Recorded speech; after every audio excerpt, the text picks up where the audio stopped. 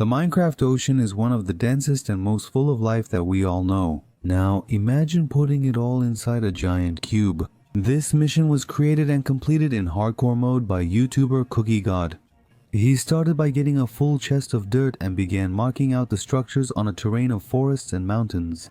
First, we'll make a pillar that goes from the ground up to the sky to set the height of the build, and then we'll make a structure that simulates a giant circle. This will be the top of our ocean area, surrounded by a glass space simulating a giant jar. Inside we'll have aquatic monuments, corals, sunken ships, and custom features like sharks, octopuses, and submarines. In addition, some peaceful and hostile mobs will be brought in to make up our aquatic fauna.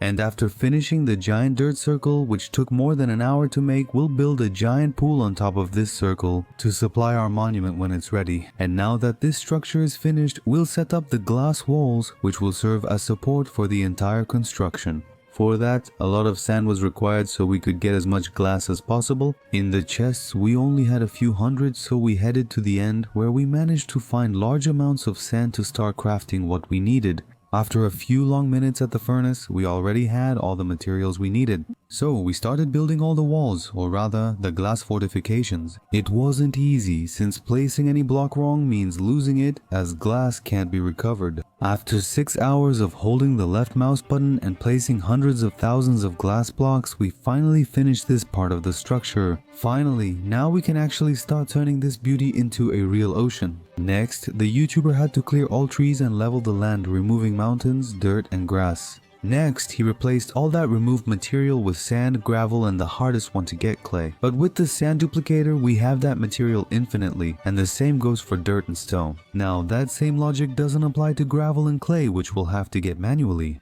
Gravel would come from the hills and the nether, and the clay, we have no choice but to go to the bottom of oceans and rivers to get it. With those resources, Cookie God built a giant pillar from the bottom to the surface in our monument. This structure will give us the feeling of being inside an aquarium because it will have corals and other sea objects.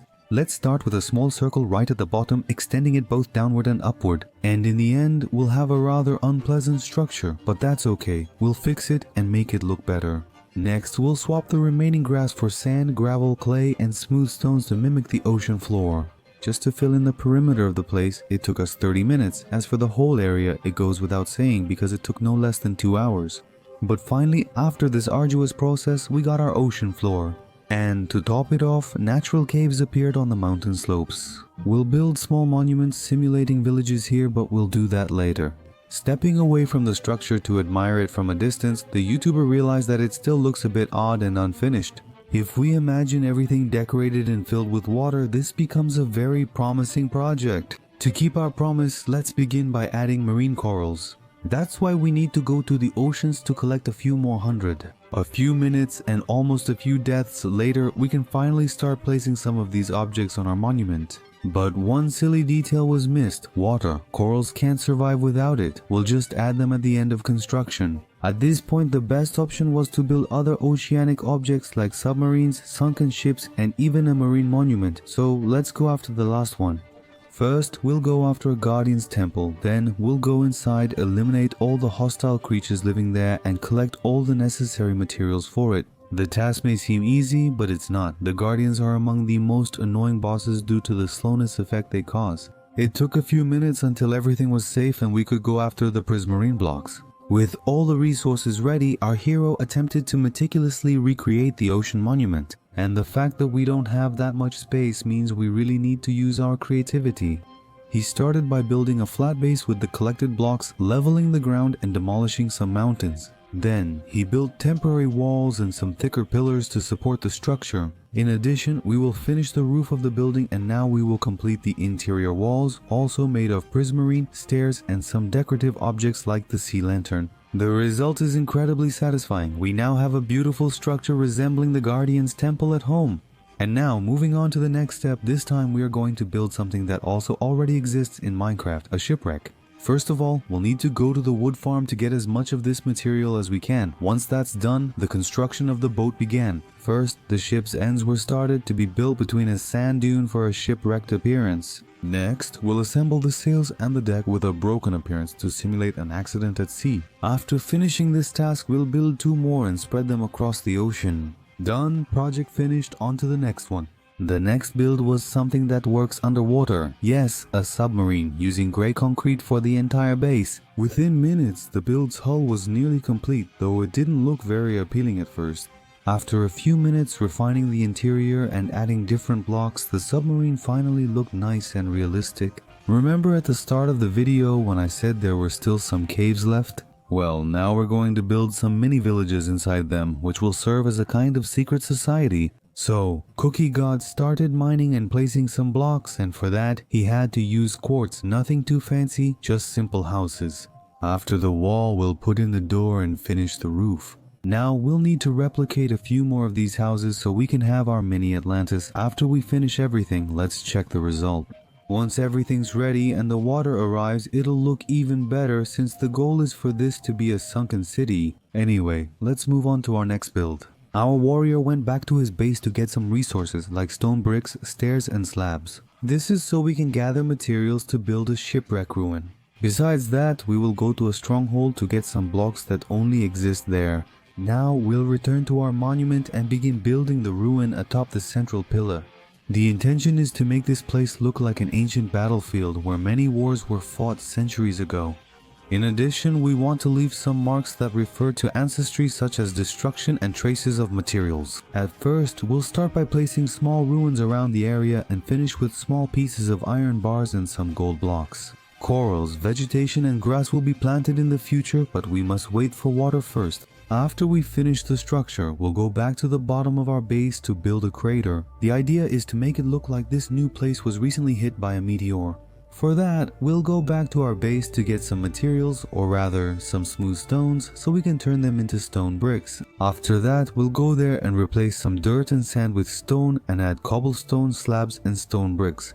In addition, we'll open up a large space in the ground to simulate the crater. Other stones were placed in the air using strings. And finally, we'll add campfires at the bottom of the site to give the impression that there was a recent explosion there. After that, an interesting idea came up. Why don't we place several campfires in some spots to give the impression that there are several underwater volcanoes there? And that's exactly what we did. After a few minutes, everything was perfectly finished, and now that this is done, let's change things up a bit and work on the surface of our monument. We're a bit lucky. We're in a snowy area, which causes the water on top to freeze. For the initial idea, this is perfect since part of this surface would actually be an ice area. Let's start by building some icebergs, and for that it was obviously necessary to return to our base to get some materials. We're going to need all kinds: blue ice, packed ice and regular ice. None of these were in sufficient quantity, so it was necessary to gather more of these resources in the snow biomes. While the YouTuber was flying there, we encountered an unexpected problem.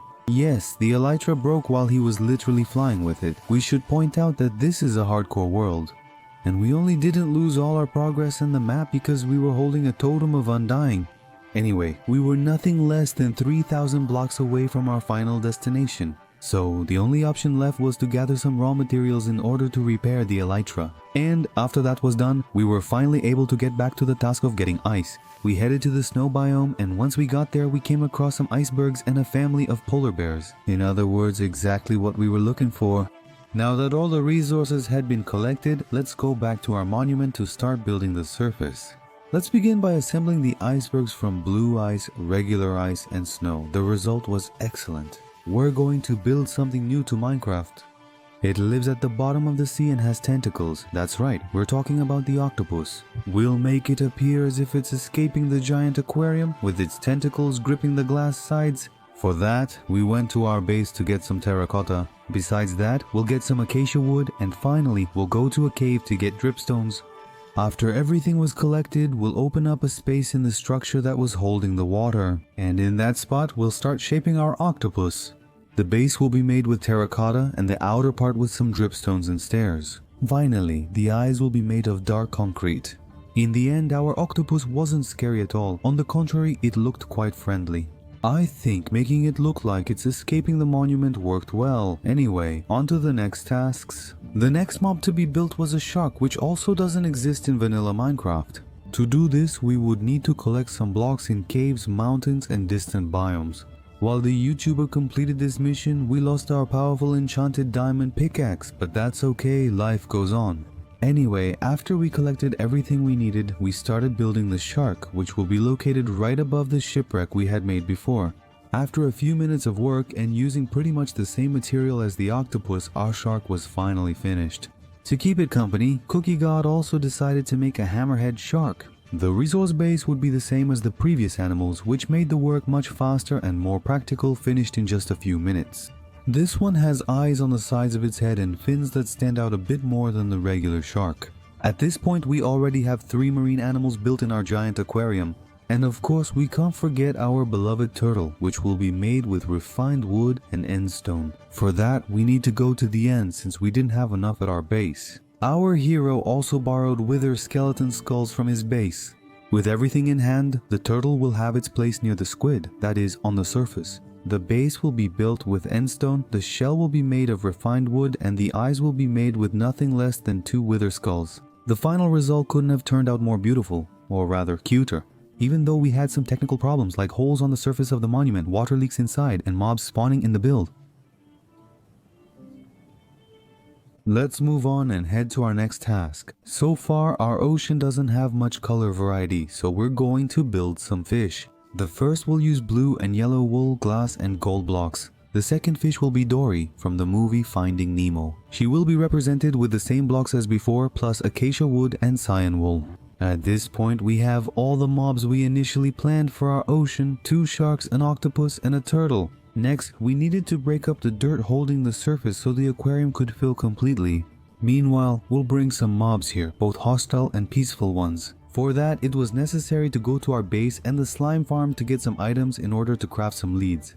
No sooner said than done, the YouTuber went to the seas and rivers, found dolphins, and brought them to their new home. It was noticed that the aquarium wasn't fully filled yet and there were some issues, such as water gaps near custom structures and areas of the ocean floor left dry. 2 hours later, after rearranging the water, everything was filled and our ocean was finally ready for life. Halfway there, while we were going to get our dolphins back, we ran into some turtles, so why not make the most of the trip? We'll catch, name, and manually bring them to the aquarium. After a long, slow journey, the turtles were the first to reach their new home. We also took the opportunity to breed them. The little rascals made sure to grow the family so we could have more babies and, consequently, more turtles in our aquarium. Finally, we can return to the secret dolphin mission. And this task was extremely easy because all we had to do was catch them with ropes and pull them to our monument. And do the L, since we're getting squids. The plan to get them is the same as with the dolphins, except they have less resistance out of water. For this reason, we brought some buckets full of water in case they start to suffocate. And on the way, while we were carrying our dear ones, a question hung in the air and led to a wise reflection. Why the hell are we going through the trouble of bringing squids to the aquarium if they don't naturally appear in these bodies of water? We went directly to the open sea to catch tropical fish. Altogether, in Minecraft, we have 20 species, so we're going to catch all of them. After spending some time hunting, we finally completed the collection. Now there are 2 other mobs we need to have in our monument, the polar bear and the axolotl. They're easy to catch because we have an aquarium of them near our base. We will take them inside the sunken temples to prevent them from eating our little fish. And now, let's go get the polar bears. The trip to the ice bomb was quick because there's one relatively close to our monument. We found and captured a family of bears, now we just have to take them to the aquarium. After some time, we were finally close to our final destination.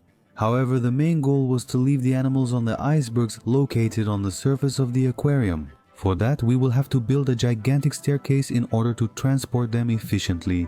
That construction lasted longer than moving the bears. However, once it was finished, the staircase did its job successfully and we managed to bring the animals safely. The problem is the bears keep going to the ocean's edge, risking falling and losing their lives.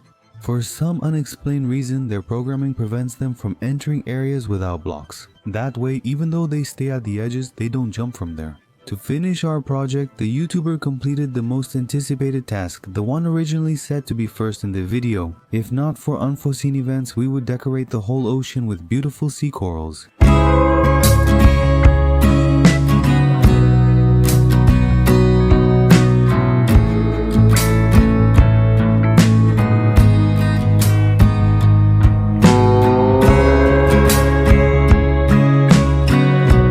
Finally, we were able to build and set up the entire ocean on our map in hardcore mode. The result turned out amazing, and it definitely deserves your like and your subscription.